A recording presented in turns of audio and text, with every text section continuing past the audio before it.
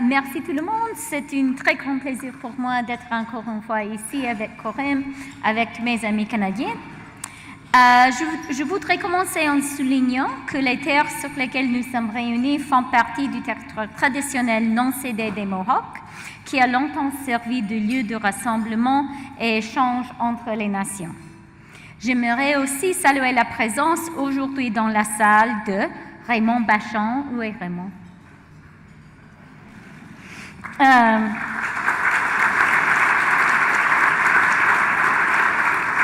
Négociateur en chef du Québec pour les négociations de l'ALENA et un vieil ami aussi avec Lucita, merci. Du Raymond Chrétien, négociateur en chef du Québec dans des dossiers du bois d'œuvre, du papier non couché, d'acier et d'aluminium. Et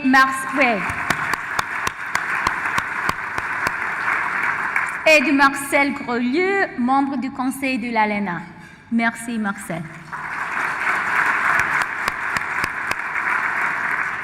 Bonjour à tous.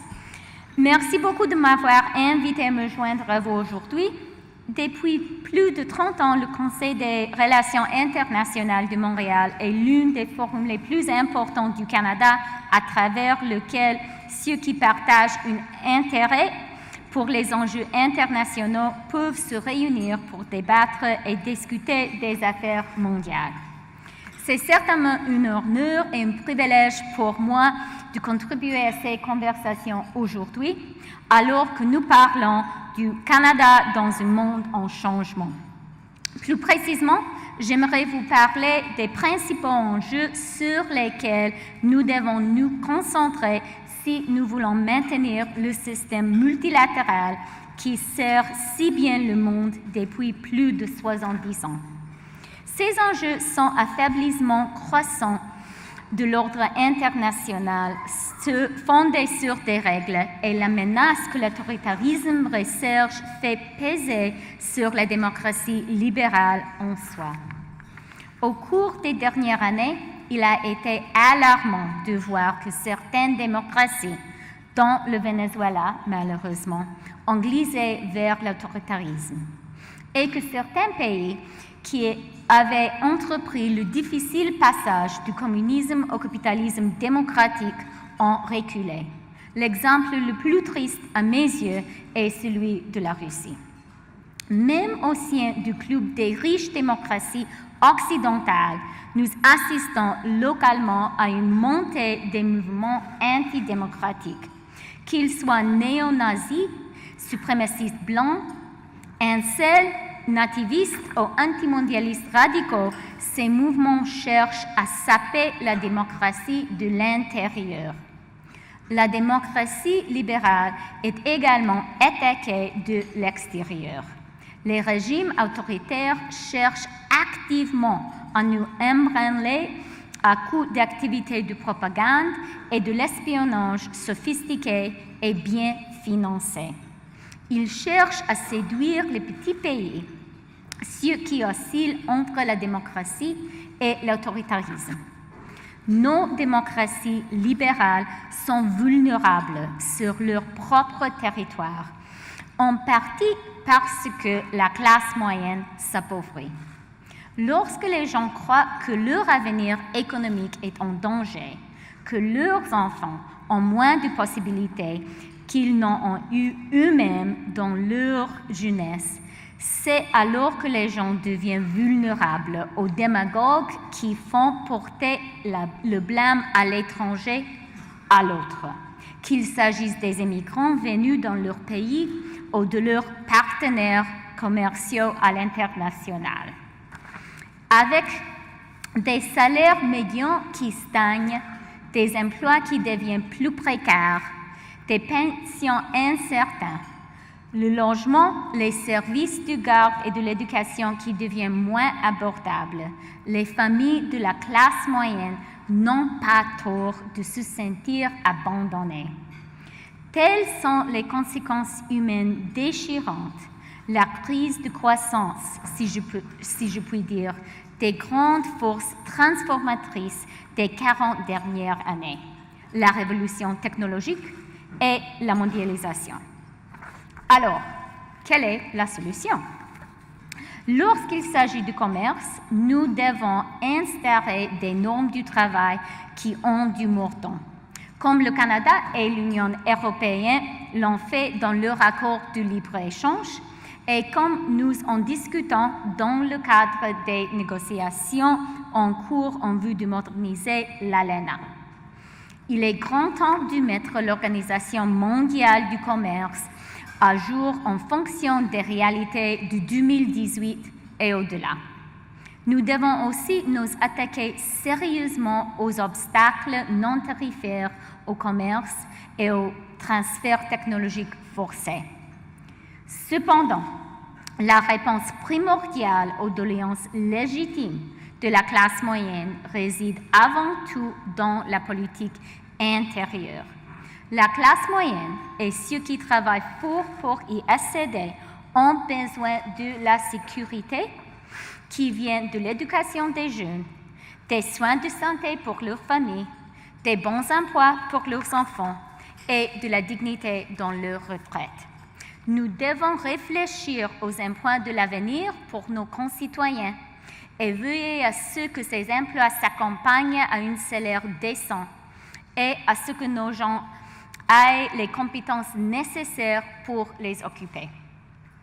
Ce qui est plus important encore peut-être, et la coopération internationale pourrait y contribuer, c'est qu'il nous faut faire en sorte que dans un 21e siècle où le capital est mondial, mais où le bien-être social est national, chacun de nos pays dispose d'une assiette fiscale durable nécessaire pour soutenir les 99%. Cela dit, mettre l'ordre dans notre propre maison n'est qu'une partie de la lutte.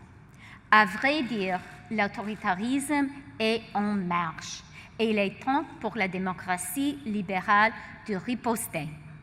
À cette fin, nous devons en faire davantage. Tout d'abord, en évitant de tomber dans le panneau des fausses équivalences morales.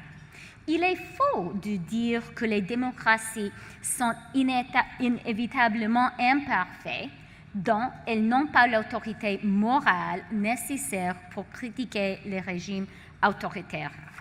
Il est possible, voire nécessaire, que les démocrates libéraux reconnaissent la nature imparfaite de nos démocraties. Par exemple, le bilan des relations entre notre pays avec les peuples autochtones est un échec lamentable. Or, le fait de reconnaître nos erreurs ne nous discrédite pas. Au contraire, c'est l'une des choses qui font de nous ce que nous sommes. Il faut résister aux tentatives de l'extérieur visant à détourner nos démocraties au moyen de la cybercriminalité et de la propagande. Il faut éclipser les autres modèles et encourager ceux qui restent indécis. Il faut une gouvernance intègre. Les faits sont importants. La vérité est importante. La compétence et l'honnêteté des dirigeants élus et de ceux de la fonction publique sont importantes. Cela étant dit, j'aimerais maintenant prendre un moment afin de parler brièvement de la relation Canada-États-Unis. Au cours des 70 dernières années, voire davantage, les États-Unis ont été le leader du monde libre. En tant que pays ami, allié et voisin le plus proche, nous comprenons aussi que beaucoup d'Américains aujourd'hui ne sont pas certains que l'ordre international, fondé sur les règles, profite toujours aux États-Unis. Nous le voyons très clairement dans les tarifs sur l'acier et l'aluminium canadiens imposés par l'administration américaine en vertu de l'article 232 sur la sécurité nationale. Cette idée est plus qu'absurde. Elle est blessante.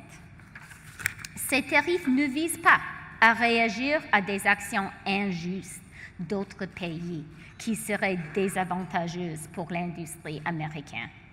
Il relève du protectionnisme pur et simple. C'est un exemple que les États-Unis veulent le beurre et l'argent du beurre. Et cela va à l'encontre de toutes les règles qu'ils ont pourtant aidé à écrire. Et malheureusement, ce sont les consommateurs américains qui paieront en partie le prix de cette dispute, ainsi que les entreprises américaines. Le Canada n'a d'autre choix que de riposter par une réaction mesurée, parfaitement réciproque, dollar pour dollar. Et c'est ce qu'il fera. Mesdames et messieurs, il ne faut pas oublier, depuis la fin de la Seconde Guerre mondiale, nous avons mis en place un système qui a favorisé la prospérité et empêché les petites querelles et les querelles régionales de se transformer en guerre ouverte. Nous, le Canada et nos alliés démocratiques, nous avons bâti un système qui privilège la liberté et la démocratie plutôt que l'autoritarisme et l'oppression. Le Canada continue de croire qu'un système fondé sur des règles vaut la peine d'être préservé. À Washington, la semaine passée, je l'ai dit et je le redis encore.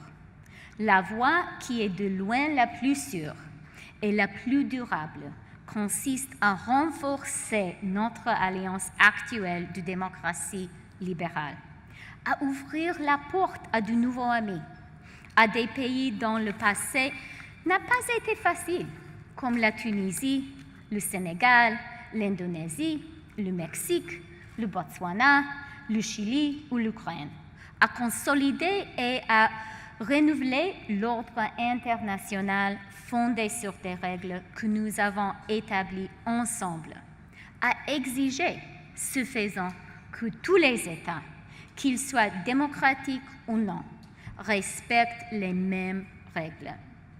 La dure réalité, c'est que puisque la puissance relative de l'Occident décline inévitablement, voici venu le moment où, plus que jamais, nous devons mettre de côté l'idée de la loi du plus fort.